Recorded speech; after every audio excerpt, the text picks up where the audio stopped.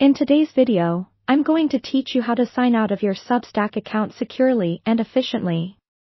We've got you covered with this straightforward process to ensure your logout experience is quick and hassle-free.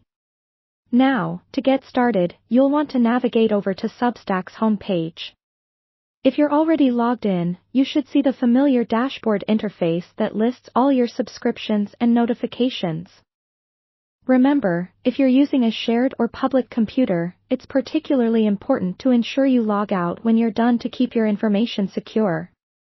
Once you're on the Substack homepage, direct your attention to the upper right corner of the screen.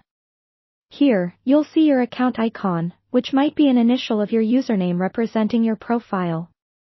Go ahead and click on that account icon. This action will open a drop-down menu that highlights several options related to your account settings and preferences. It's always a good practice to familiarize yourself with this menu, as it provides easy access to your personal settings, managing subscriptions, and other Substack features. Within this drop-down menu, look for the option to sign out. Selecting this will log you out of your account, ensuring that your session is securely concluded. This step is crucial when using someone else's device or a public computer to access your Substack account, as it helps prevent unauthorized access to your personal information and subscriptions. And that's really all there is to it. With just a few clicks, you're securely logged out, and you can rest easy knowing your account is protected. It's worth remembering that logging out is an essential aspect of digital hygiene. By routinely signing out of your accounts when finished, especially on non-personal devices, you help maintain not only your account privacy but also contribute to overall online security.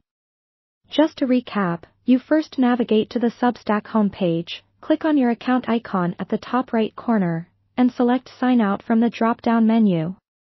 This simple process keeps your Substack experience secure and stress-free.